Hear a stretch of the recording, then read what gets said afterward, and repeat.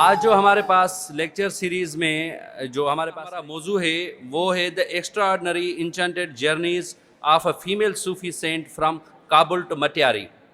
یہ ایک جرنی ہے ایک فیمیل صوفی سینٹ کی. اس کے حوالے سے ہمارا آج کا جو لیکچر ہے اس کے حوالے سے ہم آپ کو آگاہ کریں گے. اور یہ لیکچر دینے کے لیے ہمارے پاس جو شخصیت جو پرسنالٹی ہیں وہ پروفیسر ڈاکٹر ولید زیاد صاحب ہیں. Walid Ziad sahib is professor at religious studies and fellow in Persian studies at the University of North Carolina at Chapel Hill, USA. He has done PhD from Yale, USA. Today we are very happy that he is with us and he will address you regarding his research work, regarding his lecture which is scheduled today. Before starting the program, I would like to call our worthy Vice Chancellor, Professor Dr. Bhai Khan Shah, to please come on the stage and give you some briefing about this lecture program. Professor Dr. Bhai Khan Shah Saab. Thank you so much. Assalamu alaikum. Haq Mawjood. I'm adding this simply, Haq Mawjood, today because our honorable speaker, he would be talking in depth on a journey, say a Sufi journey,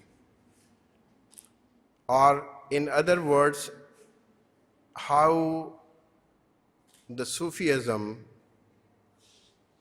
partially has influenced the history of the persons who have influenced our thought process in this region. I'm really honored کہ سب سے پہلے تو doctor Junaid صاحب نے جب میری last time ملاقات ہوئی ان سے مٹیاری میں تو he was really kind enough to introduce a gentleman کہ ڈاکٹر جو ولید ہے ان کے ساتھ آئے ہوئے ہیں. تو اس وقت تو ساتھ نہیں تھے. انہوں نے کہا کہ یار ایک بہت بڑے عالم آئے ہوئے ہیں یہاں پہ امریکہ سے, اگر آپ کی دل چاہے تو میں ان کا لیکچر آپ کے پاس کرا دوں. میں نے کہا یہ تو چیزیں ہم آسمانوں میں ڈھونڈتے ہیں, یہ آپ نے تو زمین پہ لے کے آ کے ہمیں بتا دی ہے. اور that would be my honour کہ ہم اپنے اسٹوڈنٹس کو, اپنی فیکلٹی کو, ان کی وہ فیکلٹیز کو کھولوں, وہ کھل جائیں فیکلٹیز جو دبی ہوئی ہیں, جس پہ ہمارا جو ہے وہ اوپننگ نہیں ہے تھاٹ کی. تو اگر وہ کھلتی ہیں تو اس سے اور کیا غنیمت ہمارے لیے ہو سکتی ہے. میں نے کہا آئی am really honoured, I am grateful.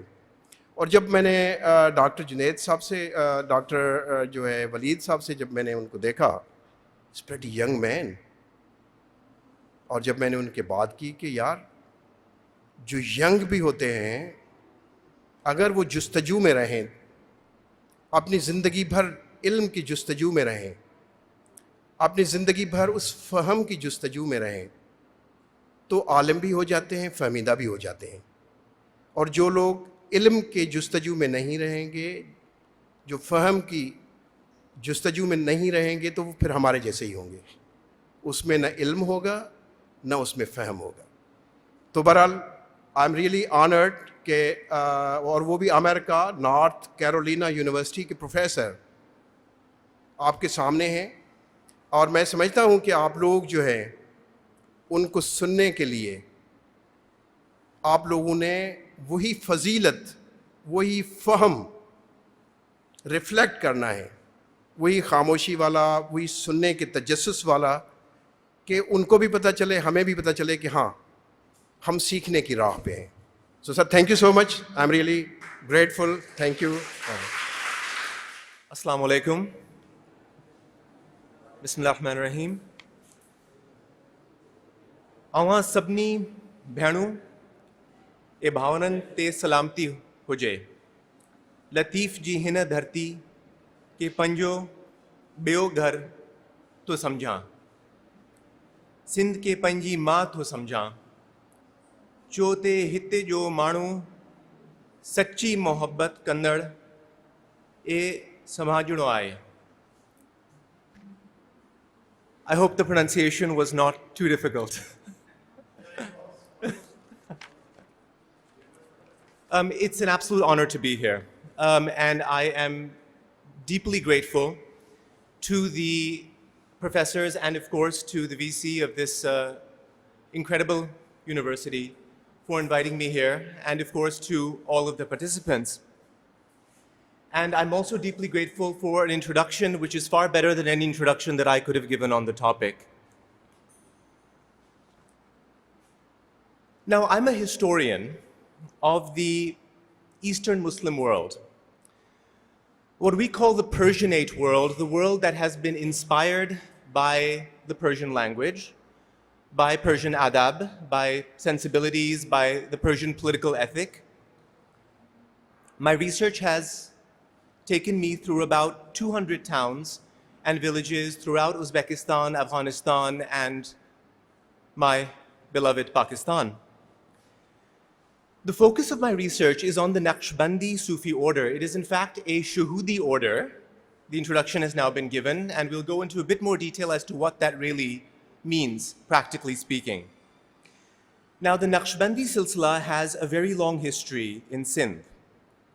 From Makhdum Bilal Talti in the 1500s under the Tarkhans, to Makhdum Hashim and Ibrahim Tatvi, to Muhammad Zaman Lawari and Abdur Rahim Girori Rahmatullah alayhim. Now, I currently have, just to give you a bit of an introduction to what I do, I have 2 books on this subject with Harvard University Press.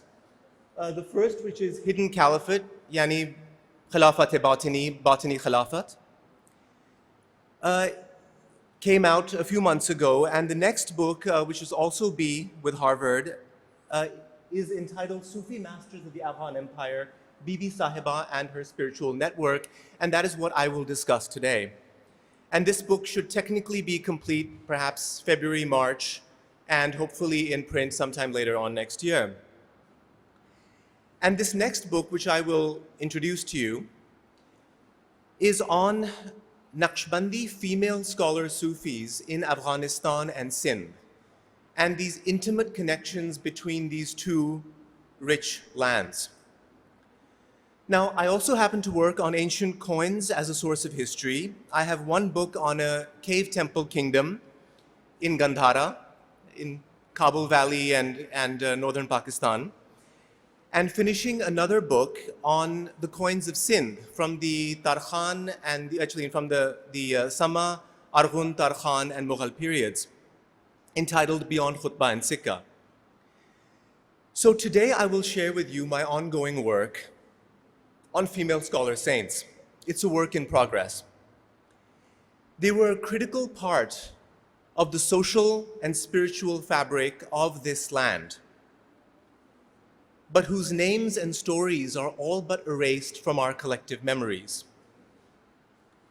Now, in the last month, I've been very fortunate. Don't ask why I've been doing this in a heat wave, but I visited about 60 cities and towns throughout Sindh, from Gaji Shah and Dadu to Sevan, Matiari, Hyderabad, Tandu Muhammad Khan, deep into Thar and Umarkot, especially actually around Nara Valley and Umarkot. Meeting with Sufis, with murids, with ulema, with Sayyid families, I have been burnt to a crisp and exhausted, but it has been absolutely incredible. Hospitality at every stage, and always humbled by the work that's being done here.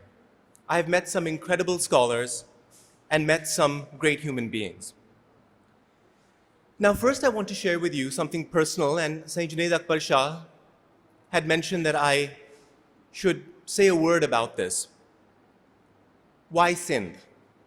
Now, I've traveled and worked throughout Central Asia, in fact, throughout the Middle East. Why do I keep coming back to Sindh?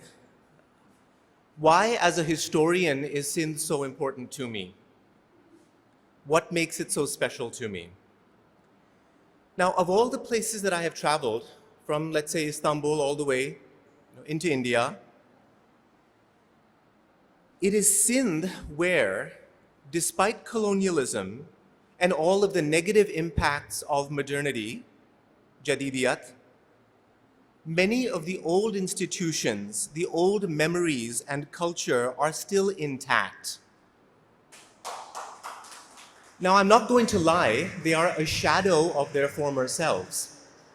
They're still a shadow, but the role of the Sufis, the everyday living role of spirituality in people's lives, whether you are secular or religious, whether you are nationalist or not, Bhitai is recited for every walk of life. I have not been in a single conversation in the last 30 days in which Shah Sahib has not been uttered. And most important, the people and some of the old families still hold on to their history. Whether you are coming from one end of the social spectrum or the other. Now, Thatta, after all, had about 400 colleges in the 17th century.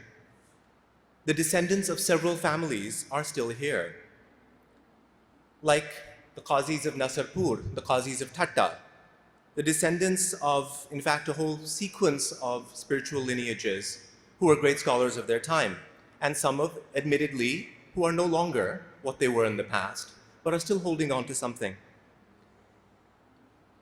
Even in smaller towns like Tando Saidad, like Sakran, you'll find libraries, you'll find memories. And in Sindh, religious identity is still fluid. I would love to say this is a particularity of Sindh. In fact, I often to others say with great pride that it's a particularity to Sindh, but it's not true. This used to exist everywhere.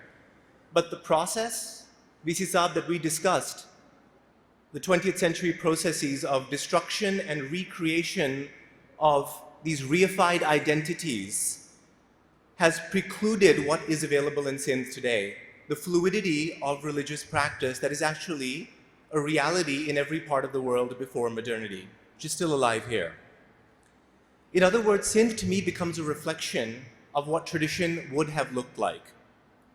And in fact, I'd have to say I brought Professor Abbas Amanat, who's one of the greatest historians of Iran today, who was at Yale University for 40 years. I brought him to Sindh for several days and we traveled around.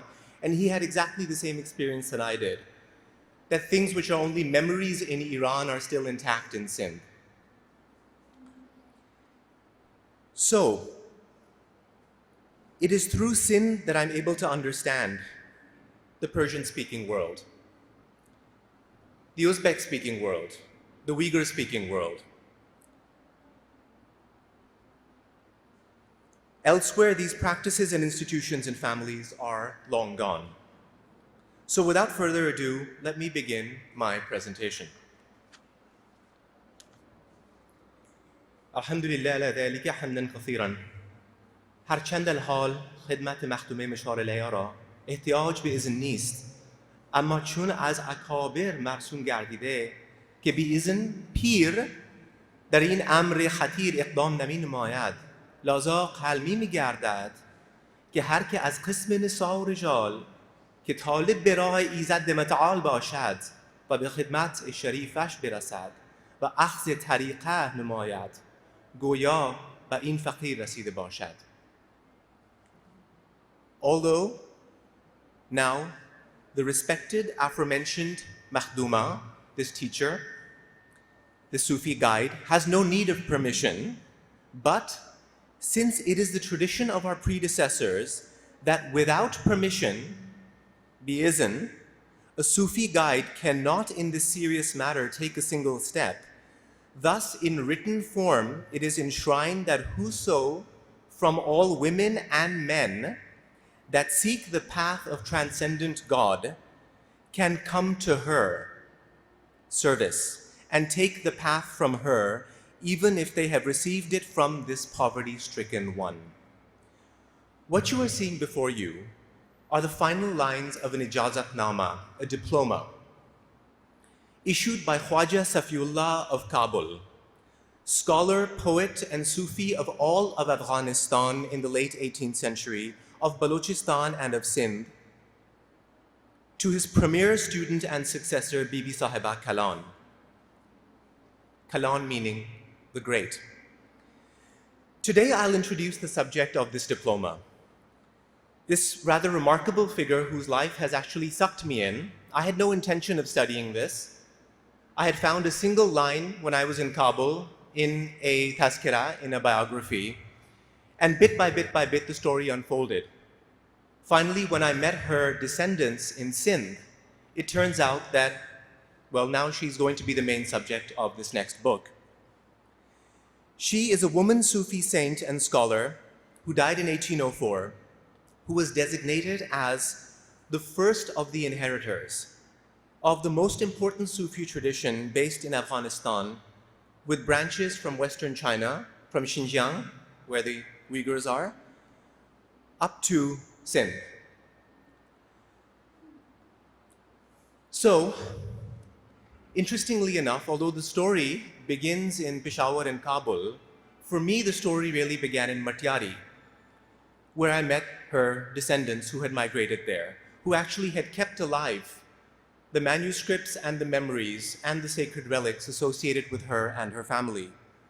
And then I realized really the magnitude of this personality, of this figure.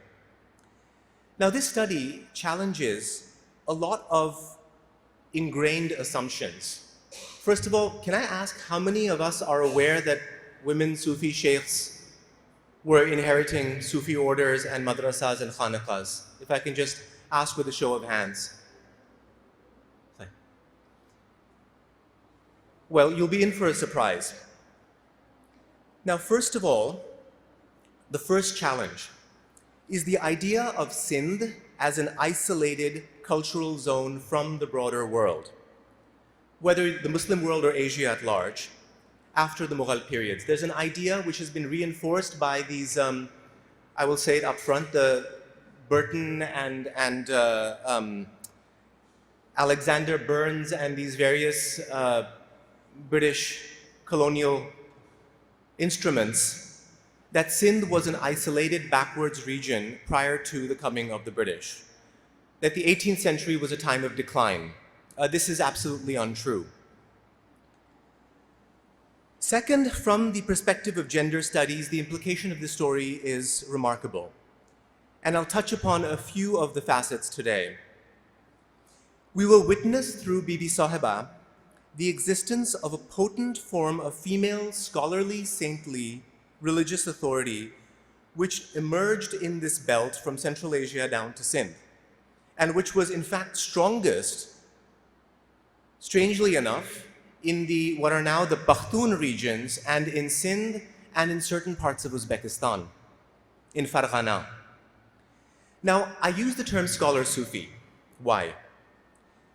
As you know, or as you may know, these worlds are not separate worlds. There's not a scholar versus a Sufi. This is actually a modern creation. It comes in poetry, but it's not to be taken literally.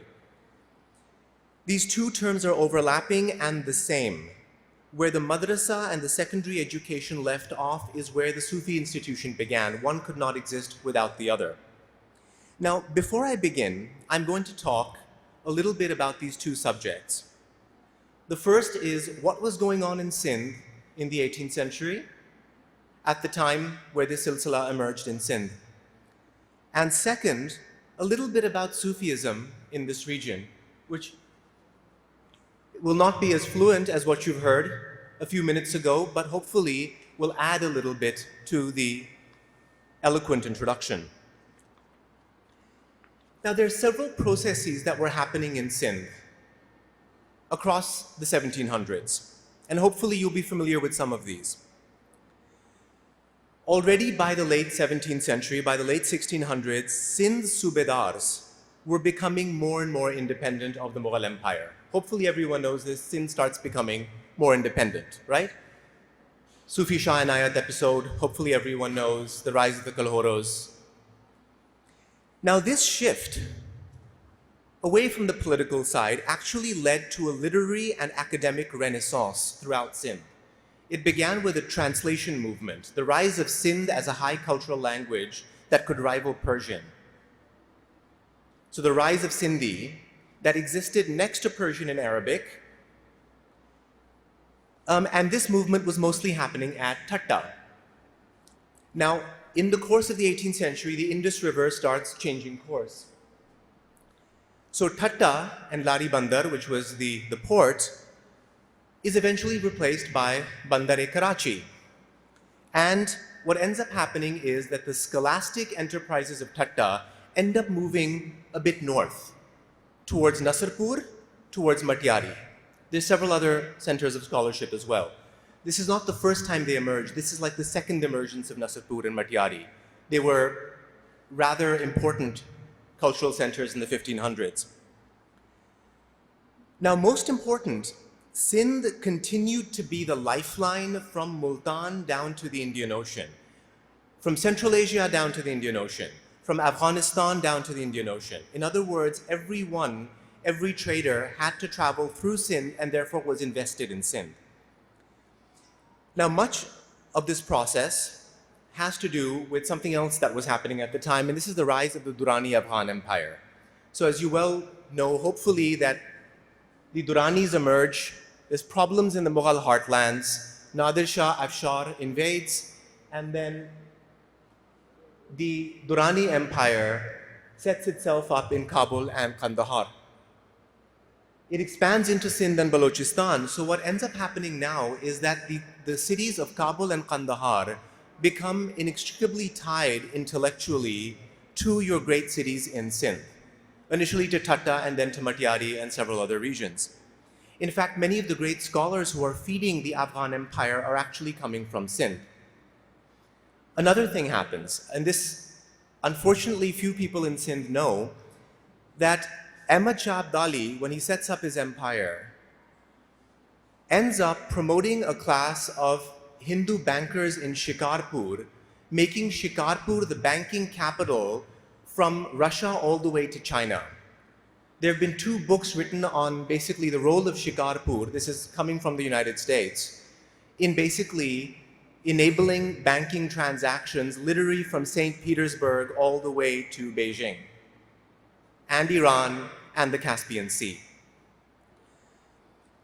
So we have a scholastic reorientation. Kabul, Kandahar, and various cities in Sindh are now becoming connected, and therefore other scholars from other parts of the world are coming to these regions in order to graduate and then head back to their respective homelands. Literally, there are scholars coming from Siberia, and this is part of the book I've written, who are coming to study with scholars from Peshawar and Kabul, who are then connected to scholars in Sindh. So it's a vast, connected region of the 18th century. Now, in the case of the Naqshbandi silsila, which is the one that I look at, the center of the silsila under the Mughals was a town called Sirhind that you'll see. In fact, the location's a bit wrong. It should be a little bit to the south, between Delhi and Lahore. Mehrbani. And there's extreme crisis in the Mughal Empire in the 18th century, and the Sufis from Sirhind migrate, and they end up mostly in the Afghan Empire. Now, these who've now migrated to Kabul and Kandahar and Peshawar end up creating their own links, quite often into China or into Balochistan and Sindh. And that's the story I'm going to tell. So all of this to say, the academic and spiritual connectivity between what is today Afghanistan and Sindh becomes very strong in this period, and these become the spiritual and academic capitals of half of Asia.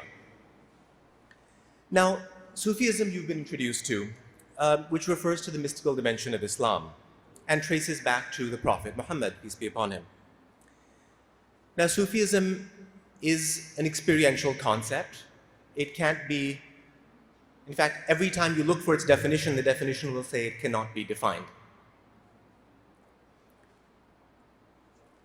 It can apply to a heightened state of awareness of God, or it can apply to a very particular science of self-purification, of fighting against the nafs, the ego self, through practices of dhikr, meditation, muraqabah, names of God, seclusion, ethical conduct, social service.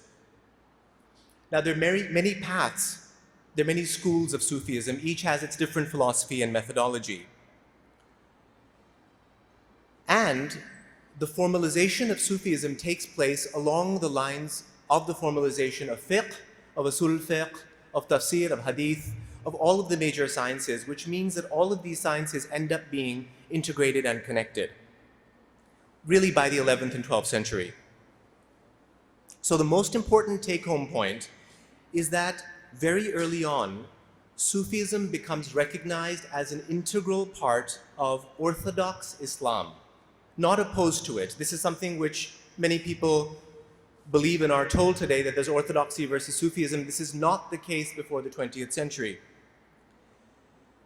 This means that in the pre-modern Muslim world, whether in Istanbul or in Sindh or in Egypt, you could not be a religious scholar unless you were a practicing Sufi and you had a diploma in a Sufi practice, and you could not be a Sufi without being a religious scholar. It makes perfect sense. If you are a judge and from the inside you're filthy, then all of your judgments are going to reflect that filth. In other words, it was incumbent upon you, if you are a religious scholar, a scholar of the Sharia, that you also cleanse your inner self. Otherwise, you will reflect the garbage inside you. Makes sense, right? You need an ethical basis for every single science, whether math or astronomy or law. Now, if you're living in the 18th century, in, let's say, Matiari or in Bukhara, and you wanted to be a scholar, what would you do? You'd begin by going to a maktab, elementary school. You're 4 years old, 4 years, 4 months, 4 days, you begin. Then you move on to a madrasa for higher education. You will learn law, scripture, philosophy, poetics, mathematics, cosmology, grammar, medicine, and so on and so forth. And then you move on, when you are ready, to the khaniqah or the Sufi center, to the dargah, where you now learn the inner sciences, where you can attain diplomas in the inner sciences. Unfortunately, very few people know that this is what the case was prior to the 20th century. Now, by the 18th century, the Sufi path or the mystical journey is down to a science.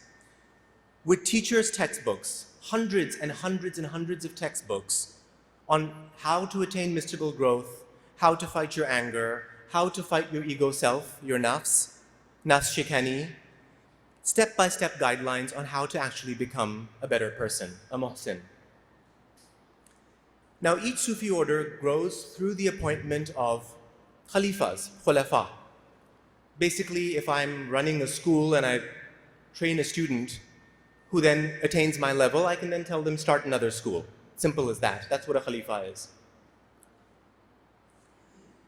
Now, the specific Sufi path that we are looking at today is the Naqshbandi path. It's very old. It's incredibly old, but heavily developed in the 17th century by a scholar Sufi, Sheikh Ahmad Sirhindi, who is one of the most influential figures in the Muslim world.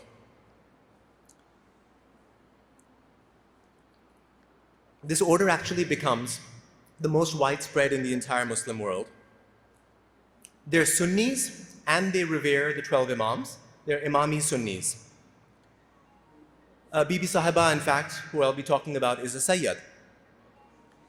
They have a very strong emphasis on sobriety. It is not about being in hal, it is not about jumping around and dancing and music.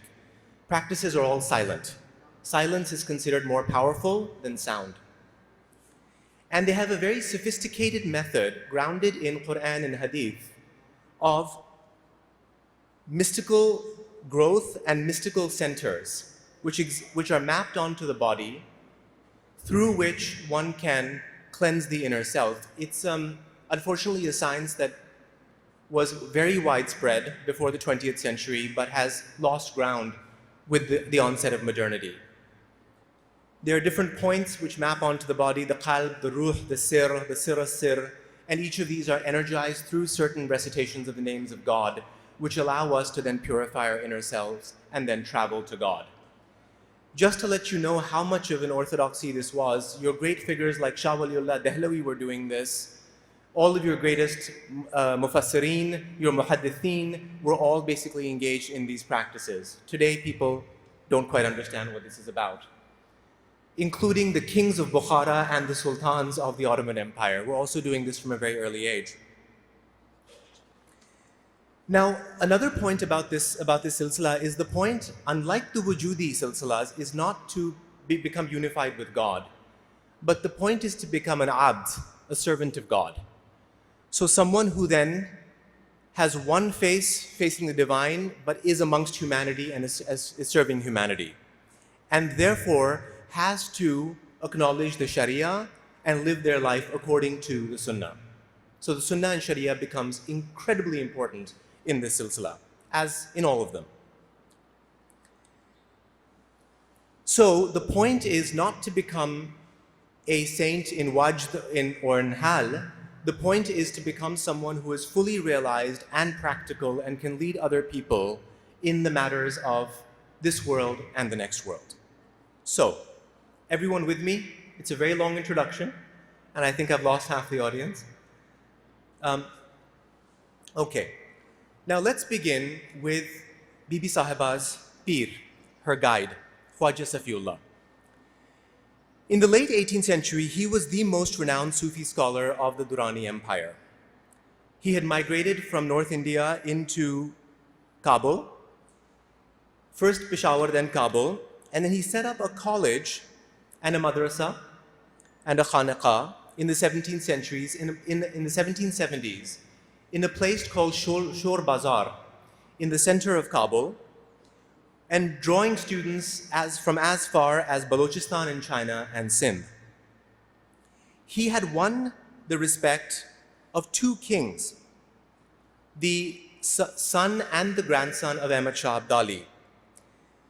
Suffice it to say, in 1793, the Afghan king, Shah Zaman, had actually walked on foot from the royal palace in Kabul into this khanaqah so that Khwaja Safiullah would perform his dastarbandi, his coronation.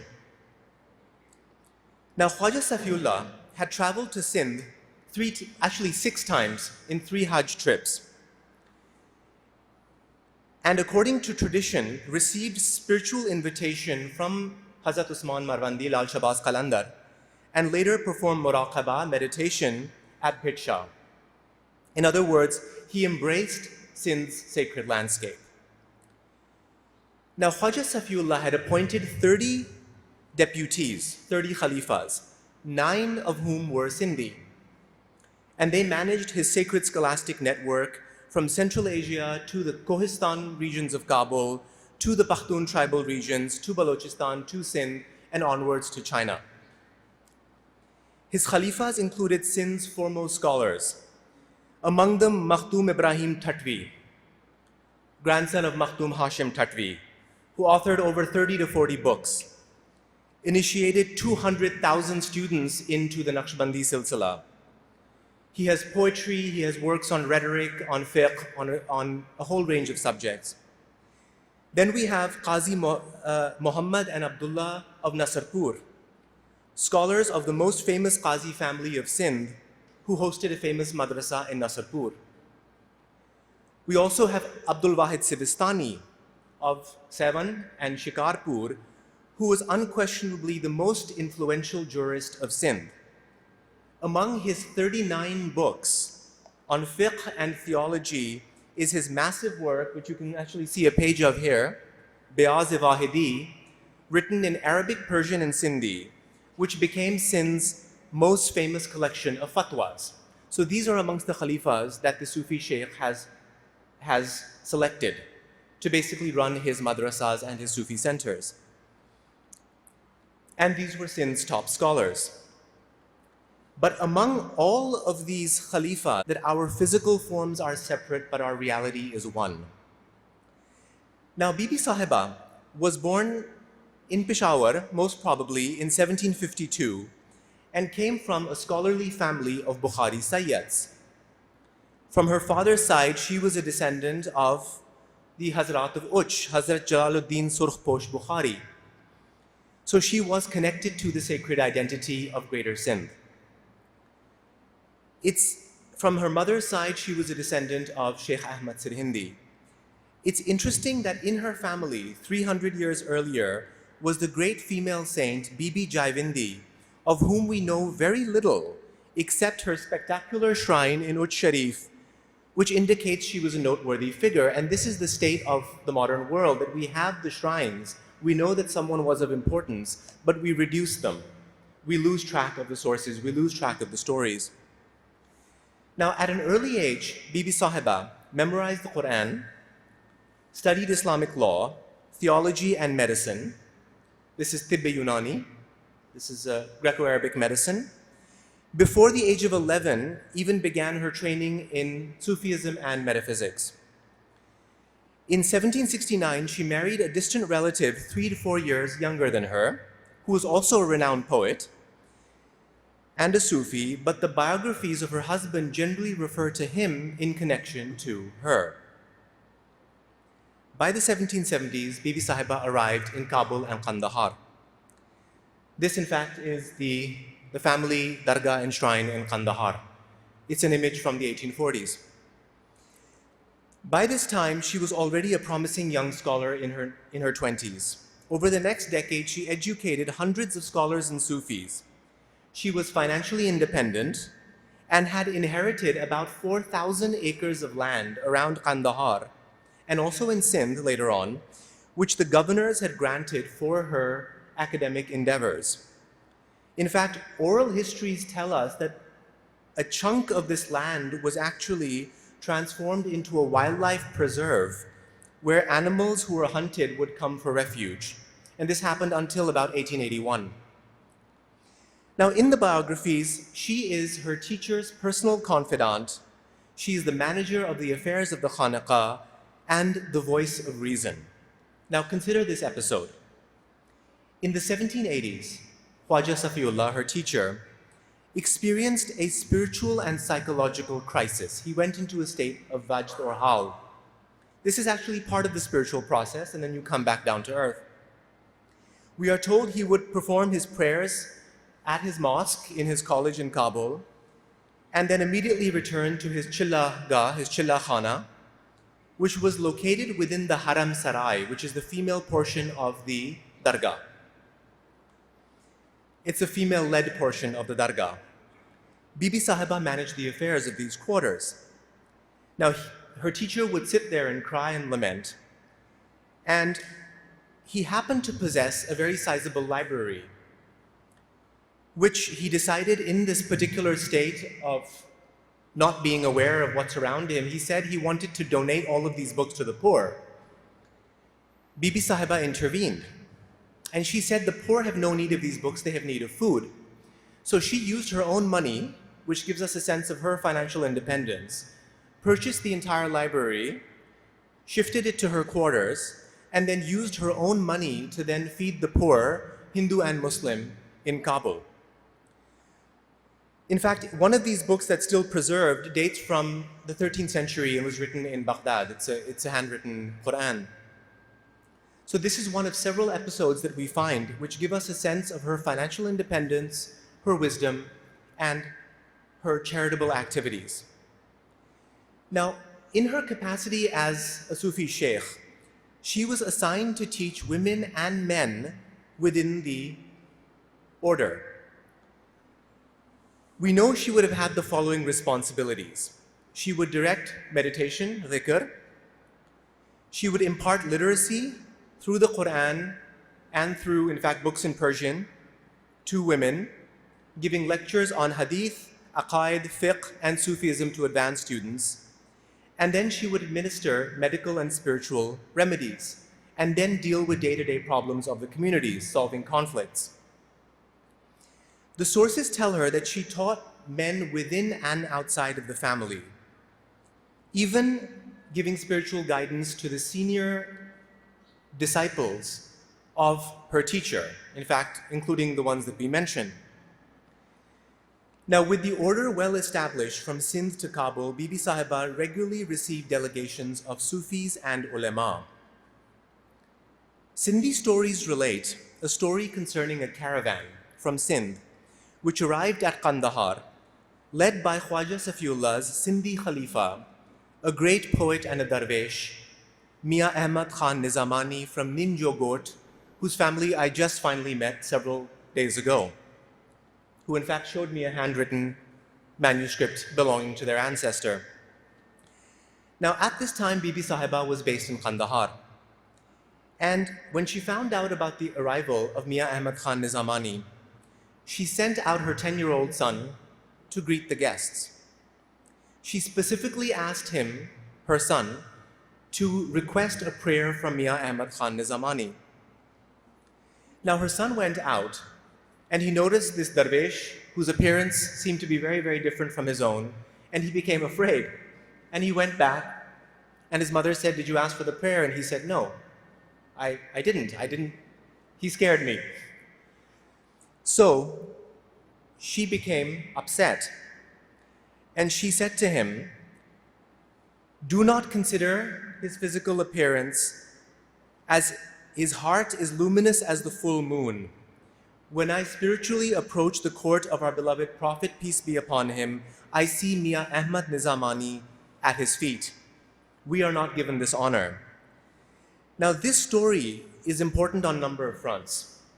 It affirms her wisdom and spiritual insight, which overcomes class difference, racial difference, appearance, and shows that how she was able to provide oversight over a vast multicultural zone. She could mediate difference.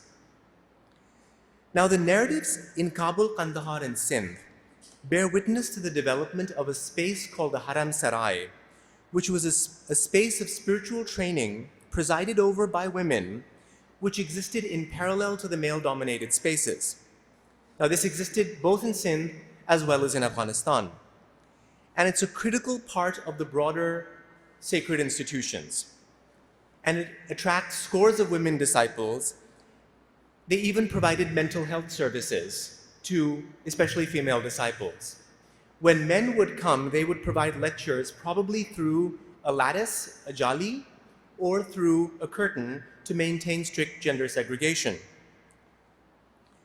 And we get a very good sense of its layout and its functionality and the fact that it had its own sources of income.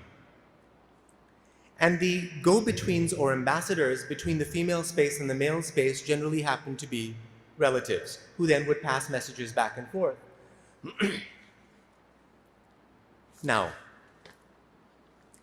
in 1797, Bibi Sahiba joined her teacher and over 300 companions for a historic Hajj journey through Kandahar, Balochistan, Sindh, taking her to Karachi and Yemen and beyond. They claimed there were 315 who began on the journey. She was accompanied by her daughter, who was young but also a scholar and saint in her own right, Bibi Sahiba Asani, buried in Matiari. She's called Matiari Wali. And her two sons, one of whom actually documented the journey. So we have the first-hand documentation of her son, and we have the first-hand documentation of another member of the caravan, which is available in manuscript form. Now, within the Haramain, upon completing the Hajj, Khwaja Safiullah issued Bibi Sahiba a 4-page diploma indicating that she had mastered the Sharia and designating her as the greatest Sufi of her age and assigning all of his thousands of disciples to her charge, male and female. Essentially, she became his successor. Now, very soon after, however, on the return journey, when they reached Yemen, Khwaja Safiullah fell ill unexpectedly and he passed away.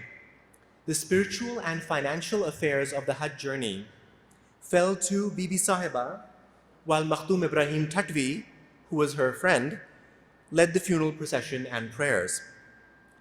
Bibi Sahiba then commissioned a shrine in Yemen and then herself led the whole caravan, now of 314 travelers, back for a second Hajj, which, as related by her son, is where she reached her spiritual heights. And he gives the first-hand account of the various visions that she had. Now, on the return journey back through Sindh, her daughter also fell ill and died in a spectacular town called Matiari, a medieval pilgrimage site between Hala and Hyderabad. According to the popular stories, the body of her daughter was placed on the back of a camel, which was to decide the burial ground. And the camel stopped in the lands of the Musapota Sayyids.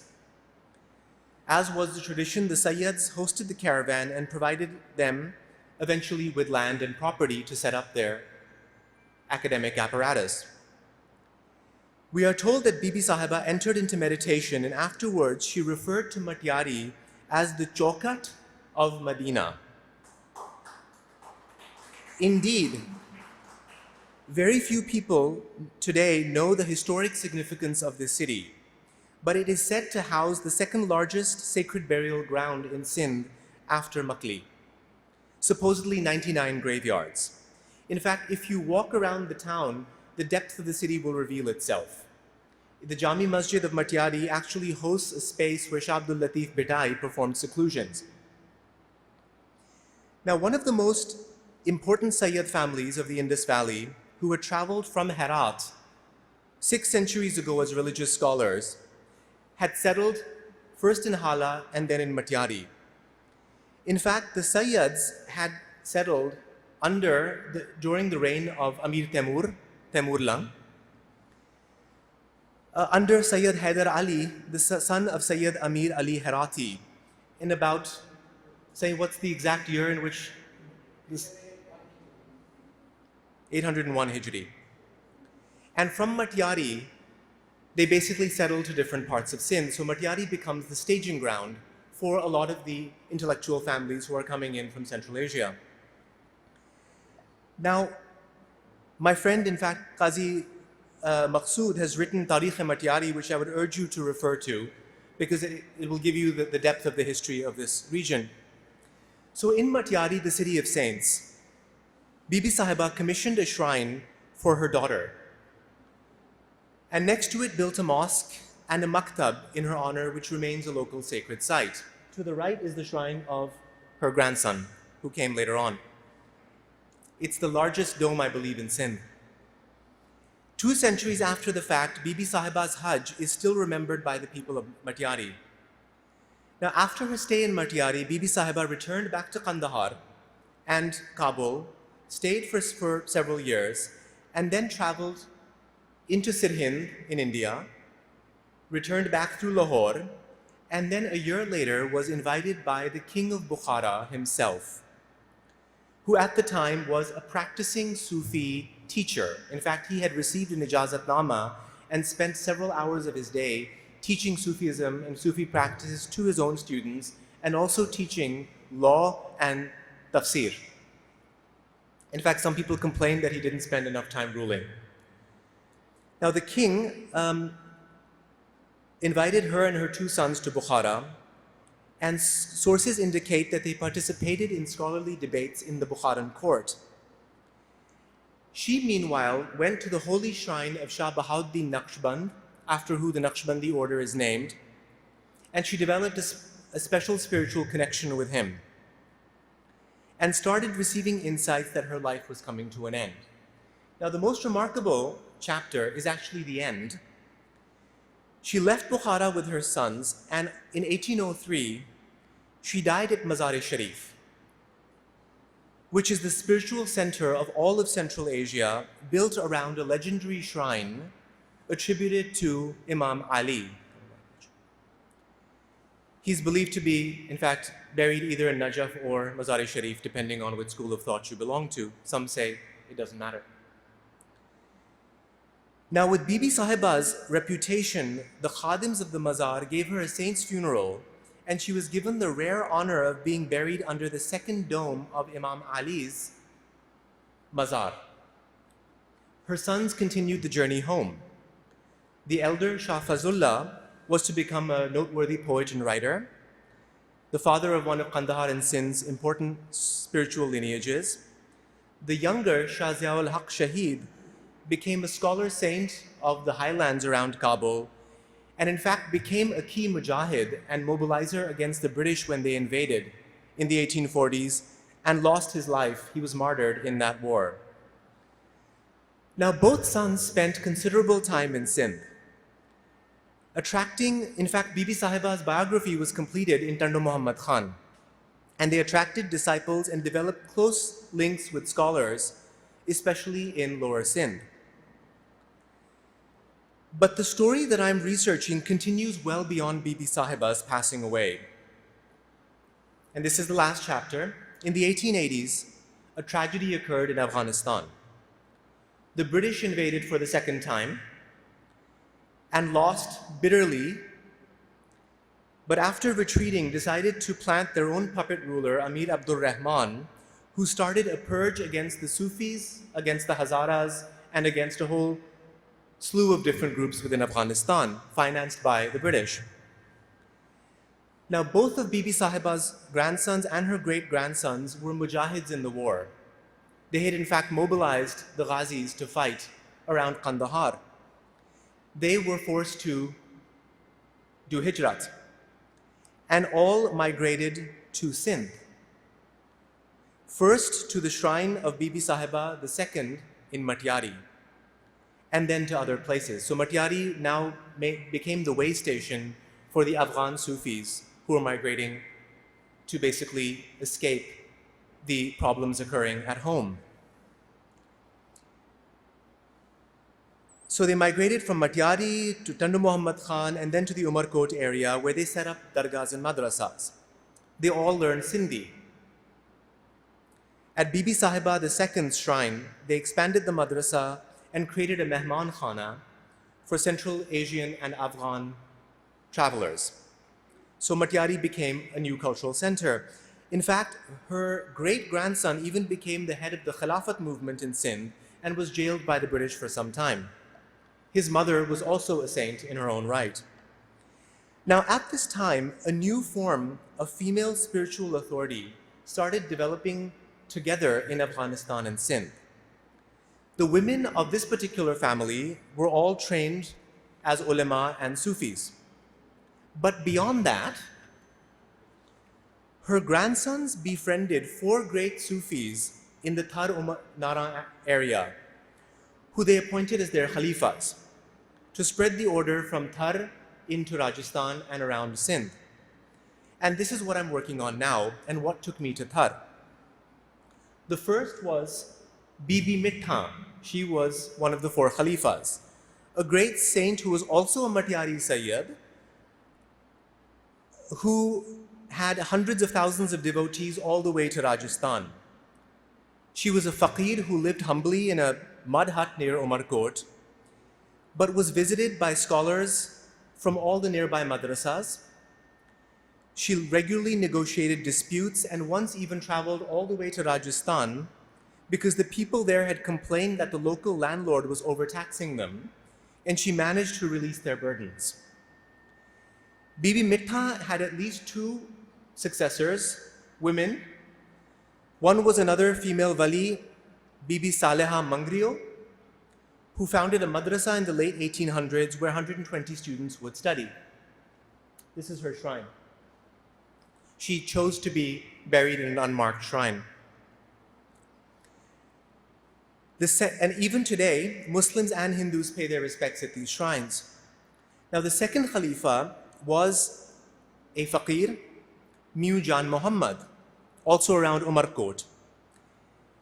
He granted his spiritual authority to his daughter, Bai Rahat, who is well respected as a wali by all of the scholars of Umarkot and Thar. In fact, in the various madrasas that I visited around Thar, they had related that their predecessors all used to go to Bibi Mitha initially and then Bai Rahat for discussions and for fairs and for teachings. And all would meet actually, again, within a situation with a curtain separating them, and the conversation would continue. Bai Rahat then passed on her spiritual mantle to another woman, who then passed it on to yet another woman. Bai Rahat had a series of male relatives who would then be used as intermediaries to communicate with the men who visited, and was herself regularly visited by women seeking guidance and education on religious matters. The third Khalifa was Sayyid Qasim Shah, who was also a humble Jalali saint of the Thar region. I spent several days with his family. It turns out there were 3 female walis in that particular lineage as well. The 4th family, which was the family of Bilal, of Faqir Bilal, I have not yet visited, and I'm hoping to actually discover something extraordinary there as well. Now, in conclusion, why were there so many Sufi leaders in this part of the world who were women? What was their social role and authority? And why mostly in the Naqshbandi Sufi order, although there are several related to other orders as well? These are the core questions I'm asking. And the answer is quite involved. I could easily spend another 2 hours on that answer, but I'll touch upon a few aspects of this, which you may find a little bit unusual.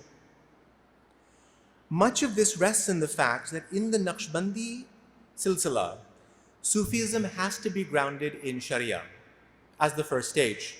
In fact, a stage that you do not escape from in the Shuhudi silsilas, which basically meant that in this and other Sufi traditions, it was incumbent on all men and women, to whatever degree possible, to be literate, religiously and otherwise. It was all, in fact, the same back then. There was no distinction between religious and secular education. And to engage in correct spiritual practices, to not fall into the kind of the wayward piri faqiri practices, which of course exist alongside the legitimate ones.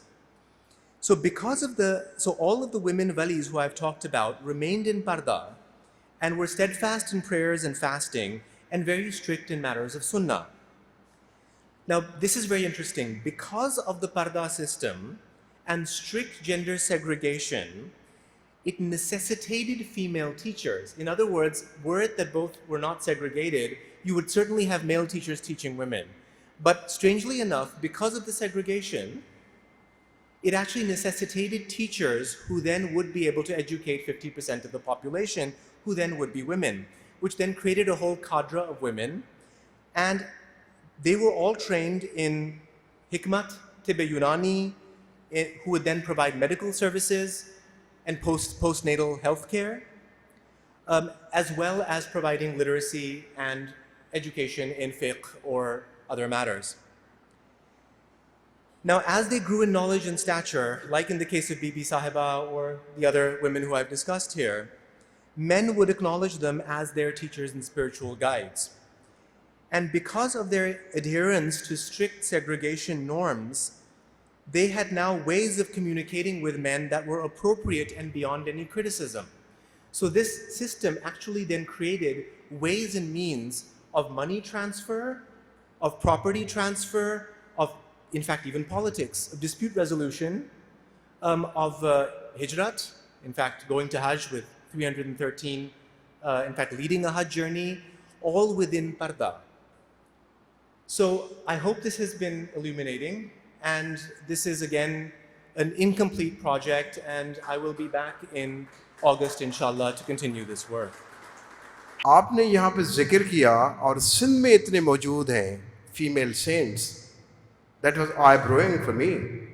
So many of them.